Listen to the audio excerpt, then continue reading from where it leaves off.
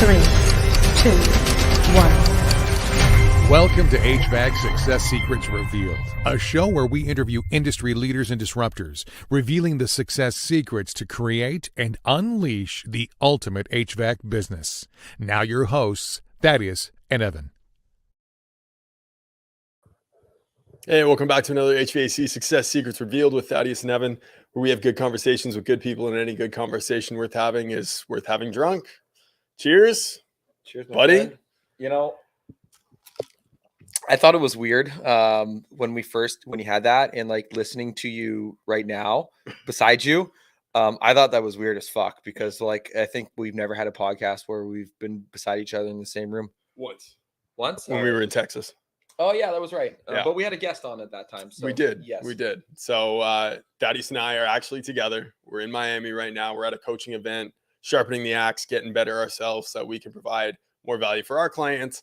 But we can't leave our guests hanging, and we still had to do a show. So we came up quick and got ourselves a room to quickly do the show. So here we are. Yeah.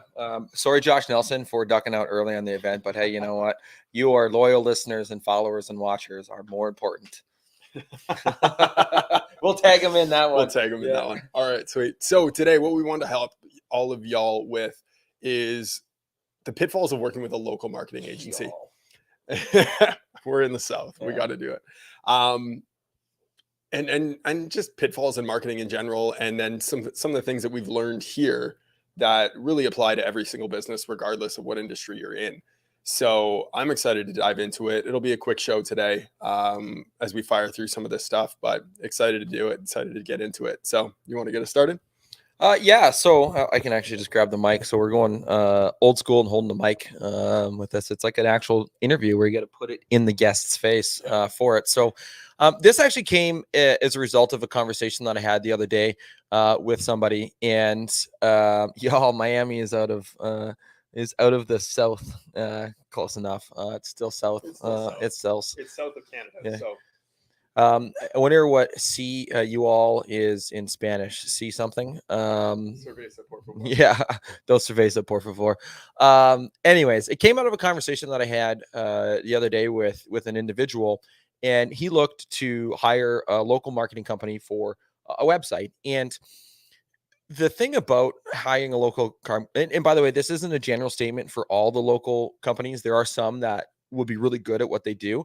Yep. But generally speaking, they're generalists, and a generalist agency doesn't have a high focus on HVAC, for example, or dentists or plumbing or chiropractic, where you have that niche down focus. You can get really good at what you do and really turn out the quick results. And so looking at this individual's website, and hearing what he paid, I know that he's probably going to watch this too, so I'm not going to say any names. And I told him this on there too, is it looked, from what I see on our websites, plain. And it is what it is, right? And again, not saying that every agency is going to do that, but I look at doctors is an easy layup for this, right? Yeah. You look at family physicians, and they're generalists on everything, and they see a lot of stuff.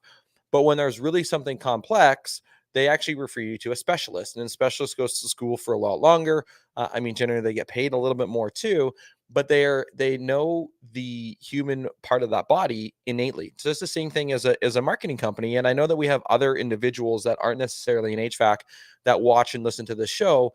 And so make sure that when you have that, you see some of their previous work, and have they done some of that before in your industry, because it's a powerful piece, because in, like, we deal with this on our team too, like, making sure that they get so good at something that it just becomes clockwork to them. And they're so tuned in to knowing exactly what's going to work. And okay, there are some nuances in markets, like the word y'all, right? For example, you could put that in a website in Texas, but you can't put that in a website in Canada, because they're going to be like, what the fuck are you talking about? Right. And so knowing those nuances too, but having an expert is also going to know some of those nuances. No, 1,000%. And even when you look at things like design, like if you were to look at a dentist's website, more often than not, it's very white. There's a giant picture of a smiling person on the front page. There's like one button for a call to action. right? It's not the same thing as a home services website where now you're trying to build trust in a different way. And now we're showing equipment, we're showing the vehicles, we're showing that it's a real company. And there's tons of call to actions throughout the entire website because people want results now. You know, if my AC is broken and it's 100 degrees outside, I need someone to get over here now. I don't give a shit about smiling people on the website. Like, can you solve my problem? You look like a trustworthy website, trustworthy company. Great, get over here and fix this. So it's just a different solution that you're looking for. I think the other thing that you run into with generalist agencies,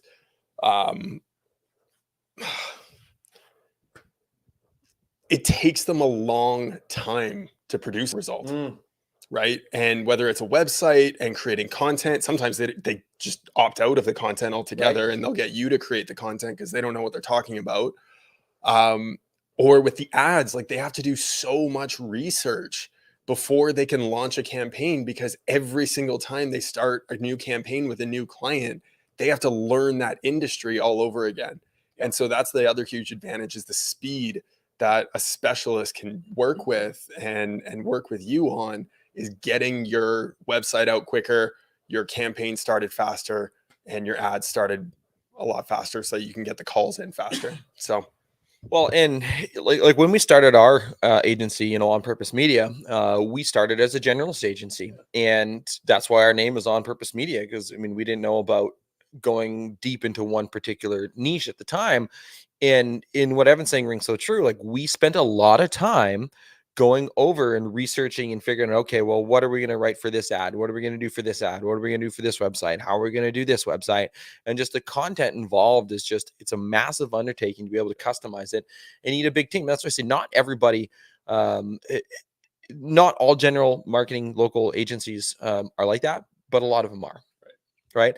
And you also think about, you know, quick wins, right? I know here we're here in our coaching seminar, and they talked about that earlier today, was what can you do as a business when you bring on a new marketing company to engineer quick wins? You know, if somebody comes on board for website and SEO, yeah, okay, the website can be done in 4 to 6 weeks on average, and you know, for your first look, you know, live within 2 months. SEO results can take longer than that, and sometimes you can see some of the wins right away, but oftentimes it's months down the road. And so what can you the marketing agencies provide for you in terms of some of the quick wins that they might be able to do? And if they're a generalist, they might not understand something of like, okay, can you do a database reactivation campaign? Can you do a rehash campaign in order to be able to establish those sorts of things? And that was something that I took away, you know, from our event today was that, right? Well, and then, yeah, I mean, being able to create a quick win and add some dollars indeed to clients' pockets right away is fantastic. And by the way, in us sharing this, like, we're not saying as an HVAC company, you should absolutely work with us. Like, give us a call because we know what the fuck we're talking about. But there are so many experts in the industry that truly do care. I know we know a bunch of them and love to refer them and work with them. And if we lose a job to them or lose a client to them, like, it sucks, but it doesn't suck as much, I guess we would say. Well, like we would love to work with everyone and help everyone, but it's just not possible because, you know, you get into situational exclusivity and areas and territories and things like that. But there are some amazing marketers out there that are specialists within HVAC, within plumbing, within electrical, home services, dentistry, etc. And if you find someone that is truly a specialist and an expert in their field, run with it, because they're going to do better than a generalist in my mind. Well, and there's also companies out there that are specialists that are shit at what they do. We're not going to name names for the good or for the bad on the show. If you ever want to have a conversation, if you're wondering about that, reach out. You know, our fourth core value as an organization is to value first. And so we're going to try to help out as many people as we possibly can, because that's what matters to us. As long as your business is growing and as long as you have the right person helping you grow your business the right way with an honest and transparent approach, hey, core values number 1 and 2, you know, that's what matters to us, right? At the end of the day. So transitioning into helping others, and why we're down in Miami. So we've been apart, and I know there's a lot of coaches in the HVAC space, and we're kind of pulling back the curtains a little bit on our business and what we do for you guys as listeners, and for our clients and those prospective clients as well. How do we get better at our own business and become really leaders in the marketing space for HVAC? And that's continuing to sharpen the axe, right? One of the coaching program that we're with, the individuals that are in that room downstairs are absolutely phenomenal and super smart individuals. And to be able to learn from them, and not just marketing, by the way, this goes back, we talk, and a lot of our guests talk about procedures and SOPs and operations and making sure all that shit's dialed in. Well, that's the same thing for our business too. And having people that have been there, that have put these pillars in place to be able to help get quicker results into that. And so I'm curious, Evan, from, so far we're 2 days in, day number 3 is tomorrow. What's been your biggest, 1 or 2 takeaways so far at this event that we're at? Well, yesterday we had the pleasure of listening to someone who we have asked to be on a future episode, and that's Dennis Yu. Yep. He said yes, by the way. He did say yes. Phenomenal individual, incredibly intelligent, remarkably connected. Right. He was sharing some of the photos and stories of people that he's met in his travels and along the way, and stages he spoke on. And like, he is just an absolutely incredible individual. But he was talking a lot about content. Like, his specialty is creating content, social media content, and marketing. And he is brilliant in this space. But one of the key separations that he had was the idea of creating content is different than content distribution.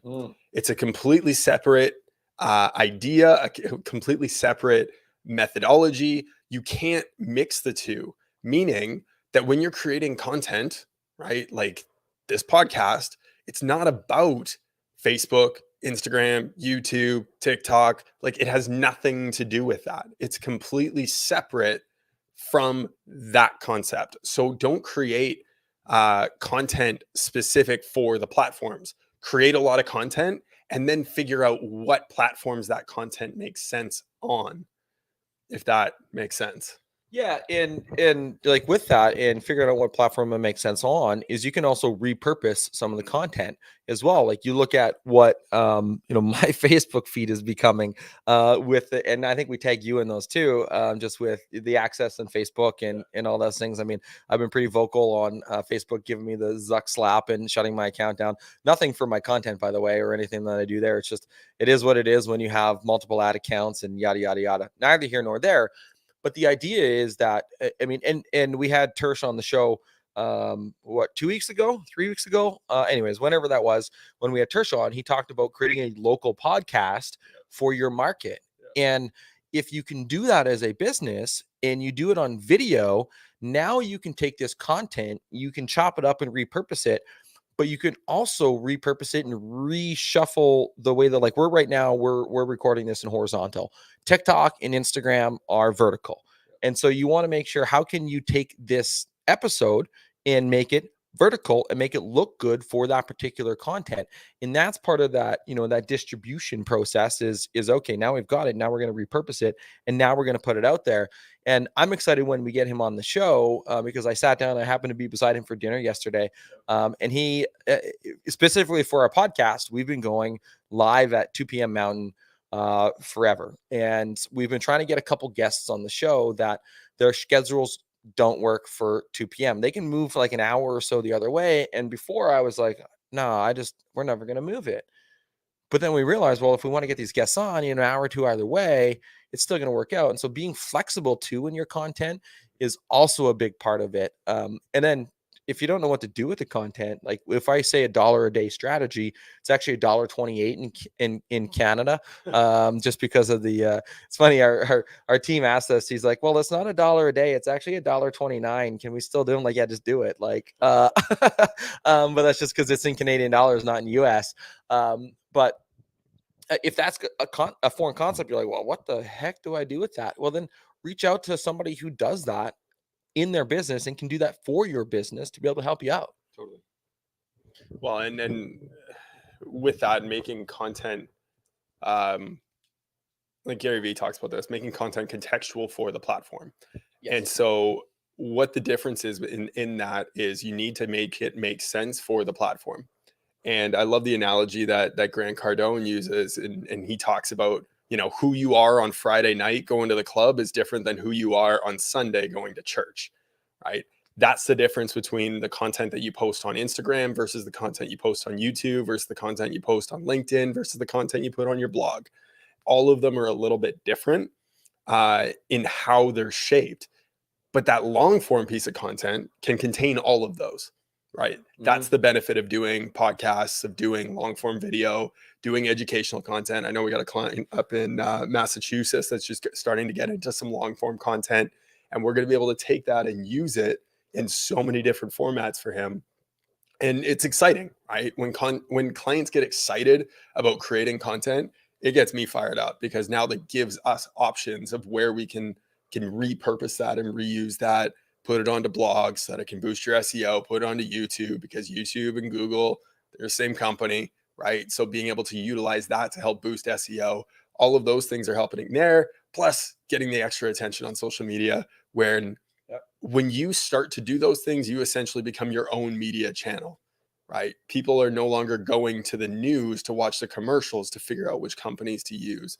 They're going to social media. And when you grab their attention consistently, people know who you are. And that's what this is all about. It's just about becoming known, because best known is better than best. I would rather be the best known HVAC marketing company than being the best company that nobody knows anything about. Profound insights from Mr. Evan Hoffman. So what about you? What were some of your biggest insights from the session so far? Yeah, we like to call it a conference. They like to call it an intensive on there. So, great question. Hey Thad, is live podcast better than pre-recorded? I don't know. That's in our Facebook group. So, hey, David Lavender says, hey Thad, hey David, long time no talk. Yeah. So down in Texas himself, so he must have been attracted to the y'all statement from you. I've actually been saying it a lot all the time, and I say it frequently, so it just rolls off the tongue. I think Texas has discovered something there, but Anthony, the science tech, right, is live podcast better than pre-recorded, and we'll put that up there. I think it depends on you. It depends on who you are, and depends on what you can do within that. So, and Cody, we'll get to your question here. Evan can read it and cue that one up. But I think that it depends on you and what you're able to do. We started this by going live with Evan and I, just like we're doing right now, drinking whiskey and shooting the shit about the coaching program that we were in. And it just morphed into our show. Me personally, I like the live feel because it's raw and authentic. I think in the history of doing this for almost a year and a half, we've had one pre-recorded show, and it just happened to be that we went down to visit another digital marketer, and going live on a golf course just didn't quite work out, right? And so we shot it with him in the morning, and we sent that out pre-recorded. And I mean, for me personally, it almost felt a little weird to be able to do that. But there's also merits to pre-recording things. And if you pre-record it, you can then load up an entire day or an entire 2 days or 1 week and just bang through as much as you possibly can in that time frame. And now you have a few months worth of content to be able to syndicate that out in long form and in short form. Where I think the pitfall on that is, and why I see a lot of podcasts that start, they get to 15, 20 episodes, and then nothing happens after that, is because Brandon Bouchard, he had a podcast thing. He was like, well, you should launch an entire first season all at once so people can consume your content. And that's what his idea was. And so a lot of people bought his course. They listened to that. They did an entire season. They said, oh, that was fun. And then it just fell off the radar.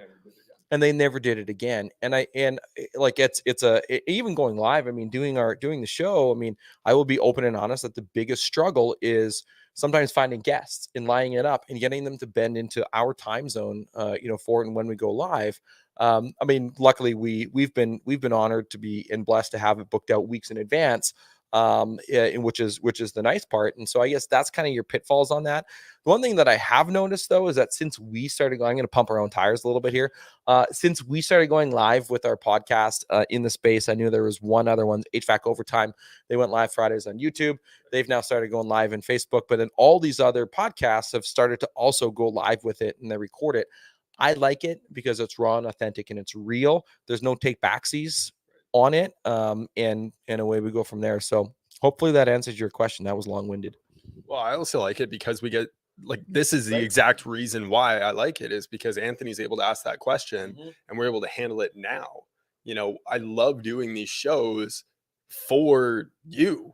It's for the listeners. Like, yeah, we selfishly get some stuff out of it too. And we learn a lot from our guests because they're phenomenal human beings and phenomenal business owners, but we do it for you.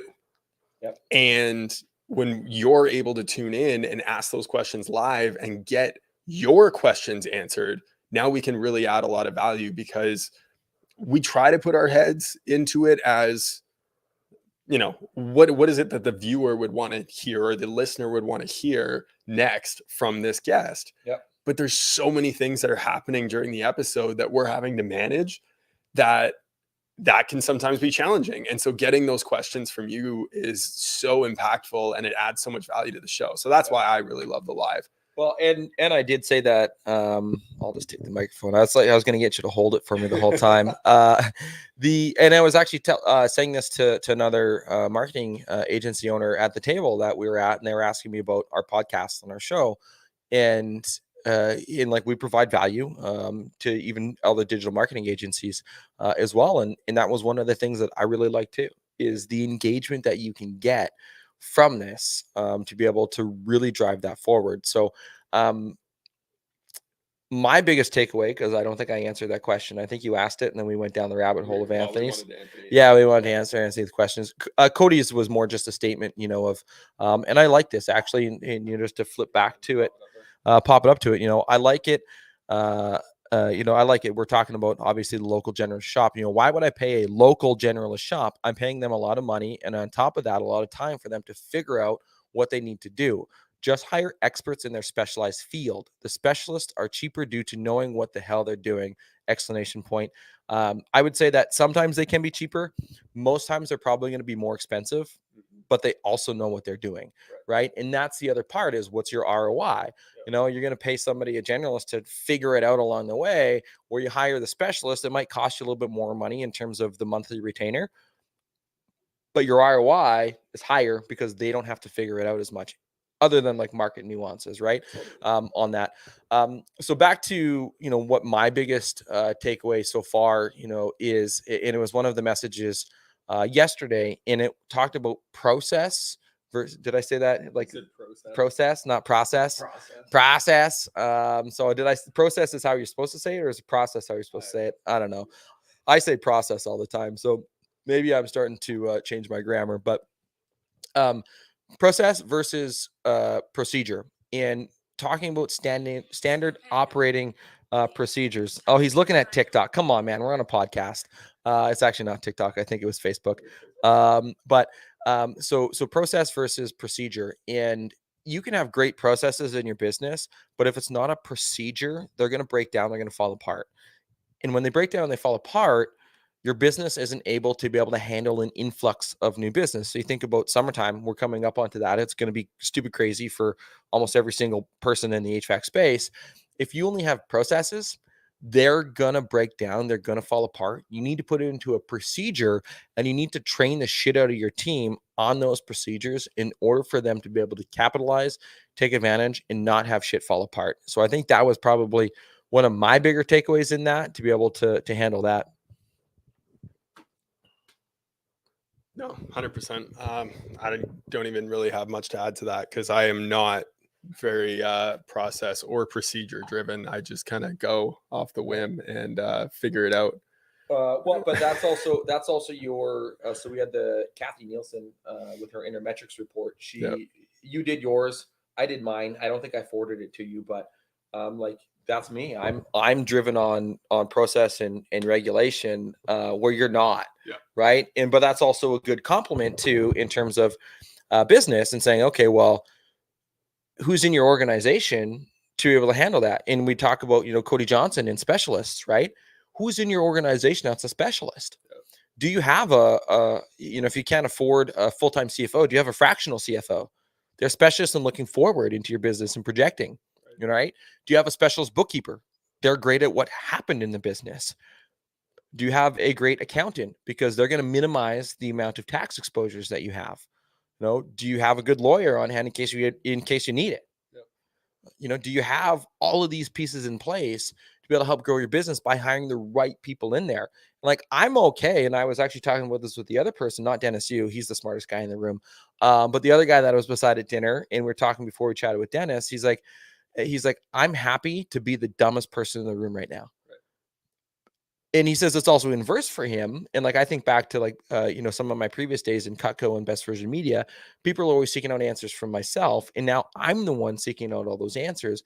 And it's okay to be the dumbest person in the room, because if you're surrounding yourself with people that are better than you, guess what? It's going to bring you up. And especially in your business, if you're surrounding yourself with people that are smarter than you, I'm not saying don't ever understand what a P&L is or profits and loss. You need to have a working knowledge of those things, but surround yourself with the right specialists for your business and watch it take off. It's going to be phenomenal when you do that. No, 1,000%. Yeah, it's remarkable. Yeah, please. The advantage that you can get in your business by surrounding yourself with the right people. And I know this, like, something that came up for me as you were talking about this is, wow, this can start to get really expensive when you're hiring all these different positions, and it can. And delicious, by the way, St. Pete's. It's Old St. Pete whiskey from there we go. So. Yeah, yes, it can get expensive to hire all these positions, and it's also more expensive when you don't. Right? Nothing is more expensive than hiring someone to do a shitty job and then having to hire someone else to come in and fix it. Right? And I know for the technicians, for the owners that are listening to this, they see it all the time with homeowners. They went with the cheaper option, and then they got to come back out and fix the shitty job that they did in the first place. Right? We've had to do this. We've had to replace websites that were less than a year old because it was just a shit website. You see it all the time in business. People want to go with the cheaper option. Good stuff isn't cheap. Cheap stuff isn't good. And it's definitely worth it to find experts. And you can find an expert and hire them for 4 hours to come in and redo that part of your business that needs fixing. And then you can hire someone else that can fill in the gaps, like bookkeepers, for example. Hire the absolute best bookkeeper that you can find to clean up your shit, and then have them write out the procedure of what you need moving forward, and then find someone else that can fill the gap that's going to be a little bit less expensive, but now can follow the procedure that's been laid out for them, right? Same with a fractional CFO. Like, that's a position that you can hire part-time. Yep. There are lots of fractional CFOs out there that exist. Obviously, you want to find the right one, and you want to find a good fit for you and someone who's an expert in their field for your field, but there's a lot of opportunity there where you can find the right people where it feels like it costs a lot, but the amount of time that they put into it ends up not costing you as much. And I think we're going through this right now with our accountants, right? Where we're looking at moving accounting firms with our business to someone who is an expert in their field, and is really going to help us continue to move our business forward and make sure that we are protected from tax law and all kinds of crazy shit that I know nothing about, and I don't want to know anything about, quite frankly, because it's just over my head, and it's not worth my energy to go through and learn all the shit that they're going to do. But I do know how to read the statements that they send, right? And that's at the end of the day, is how can we continue to move the business forward and make sure that, our bookkeepers and our accountants are not the ones that are controlling how we're spending our money moving forward, right? That's where CFOs come in, because they can help you grow your business. Yep. If you relied on an accountant to tell you when you're ready to buy a new truck, to hire more employees and shit like that, I'm sorry, but your business is just not going to move fast enough. Right. And the other part that to add on to that is some people say, well, that's a big, you mentioned cost, right?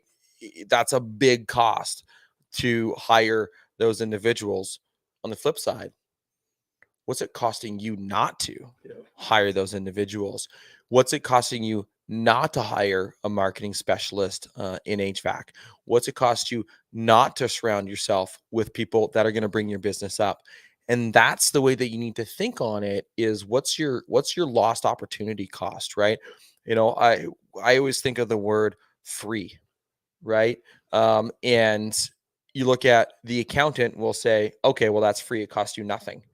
The economists will say nothing's free, because there's a time thing in there when you look at the future projection of things. So think about the economics of things and what it's going to cost you. And that actually, remember, that was my economics, I think 301 or 201. I don't remember. It wasn't 101 or 102, but it was just like one of the advanced ones.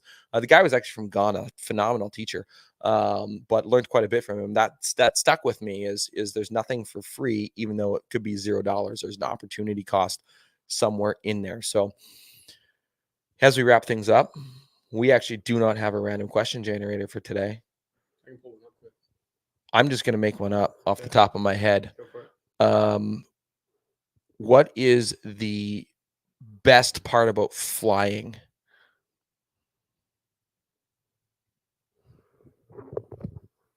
The free candy for the flight attendants, so that they have a wonderful day. You're not supposed to give that secret away.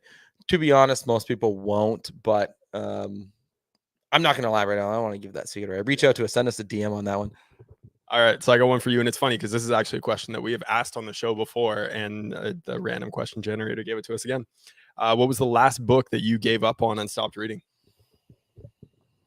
I mean, I'd have to look at my library and stop reading.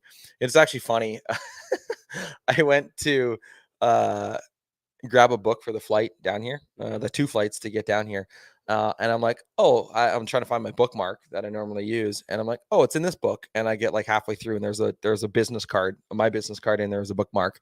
And then I get to another book, and there's a business card in there. So I actually start and stop a lot of books, but I realize that I need to skim them and go through. But the last one that I remember is Good to Great. And I've gotten through a lot of that book on there, but I think I've generalized the concepts from that. And I almost think I've looked at reading business books differently. Before, I'd be like, word for word, I need to get everything in there. Right. Now, you know what? I don't think you need to. You generalize and you skim, and you get the best concepts out of that in order to be able to move that forward, if you have the understanding to be able to pull that and extrapolate the data from there. So great question. No, it's 100% true. I have stopped reading books cover to cover a long time ago. I go to the table of contents. And this is only after usually I've listened to the audiobook too. That's when I'll buy the book, and then I'll go to the table of contents, and I'll try and remember what were the parts that I really wanted to grab something out of. For me, the last book was 12 Rules by Jordan Peterson. That guy is so fucking smart, but he writes like he talks, and it is just so over my head. And it's great content, and there's a lot of great information in there, but holy shit, he's way smarter than I am. And following along in that book is tough. I listened to that book all the way through. Wow. And it's, I mean, I listened to books on 1.25 speed too, so that helped out a little bit. I used to do listening to things on 1.5 times speed, but it just became too much. Like 1.2 is kind of where I'm at. But life hack, right? When you're listening to podcasts, you're listening to audiobooks, 1.2 to 1.5 times speed. It's going to be weird as fuck when you first do it, but once you settle into 1.2 or 1.25, it becomes way better. Yeah. Totally. So, well, I think that's a pretty good show. Yeah. Not too bad. All right. Well, Evan, what is one question you wished people would ask you more, but they don't? You cannot, by the way, ask me that question either.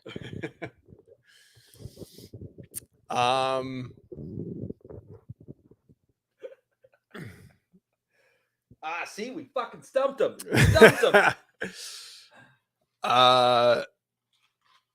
One question that I wish people would ask me more, but they don't.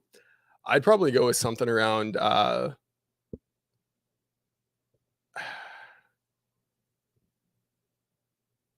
a lot of different things that I would love to talk about. Parenting would probably be one. Like, how can you live a fuller life with your kids?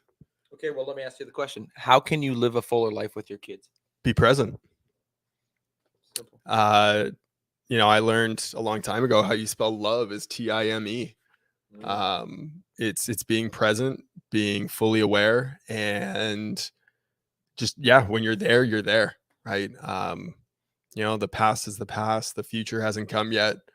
Today is a gift. That's why they call it a present, or the present. And it's when you give that gift of presence to your kids, it's so small in terms of the time that you actually need to spend, the quantity of time that you need to spend. But when it's quality time, I feel like it goes a lot further. And I love being able to do epic shit with our kids. And these last couple of months has been pretty fucking epic. So, on that, and it almost brings goosebumps to me thinking about it. One of the presentations that we had from a gentleman today, Lynn Askin, was he'll tell the story. So I'm not disrupting anything from him. He woke up one day and was feeling out of breath by walking to throw something in the garbage can that was 15 feet away. He called his doctor. They ran some tests, and literally like that day, they did a blood clot analysis, and like he would have died that night in his sleep if he didn't go to his doctor. And I'm short forming the story because I don't want to paraphrase and misstep something, but the part that really struck a chord with me, and it's funny, we don't script this, right? None of this is scripted in terms of our show. He had a 30-minute drive to the hospital for a surgery the day that they rushed through everything. And like on that 30-minute drive, he went in to hug his kid kid or kids, either way, went in, give him a hug. Like, something's wrong with dad. I don't know what's going to happen. I don't know if I'm going to return. And the longest 30-minute drive of his life on the way to that hospital. And you think about that because he doesn't know if his life is going to continue. You know what was rolling through his head? It wasn't, did I spend more time at the office? Did I build a great business? Did I do this? Did I do that? Did I do all these sorts of material things? It was, did I spend enough time with my family? He answered that soberly and said no.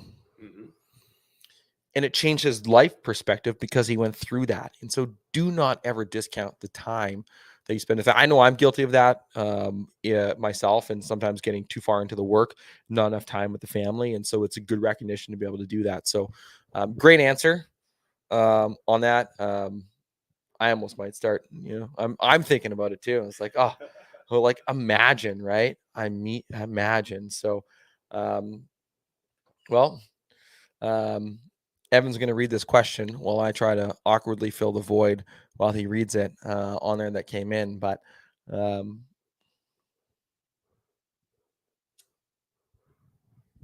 Thomas Martinez asked on an earlier topic that we talked about down here in the South Texas, Ingleside? Yeah, Ingleside, Texas. It is the quote unquote slow season, as hey, it doesn't matter what market you're in. You've got shoulder seasons, you've got slow seasons. It happens. So everywhere's got them. With the extra time, I've scheduled some holiday posts to go throughout the summer. Love that. It took a while to set up, but I can have the peace of mind through the summer. 100%.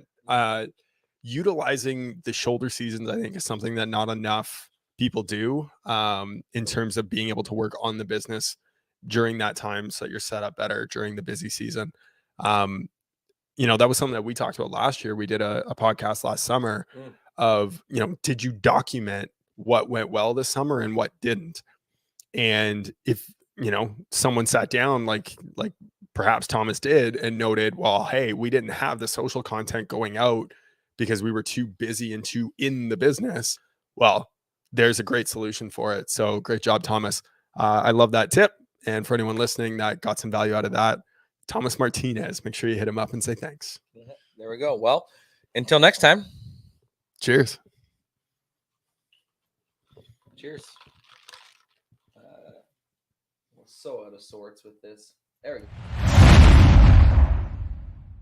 Thanks for watching another episode of HVAC Success Secrets Revealed. Before you go, two quick things. First off, join our Facebook group, facebook.com/groups/HVAC Revealed. The other thing, if you took one tiny bit of information out of the show, no matter how big, no matter how small, all we ask is for you to introduce this show to one person in your contacts list. That's it. That's all. One person. So they too can unleash the ultimate HVAC business. Until next time, cheers.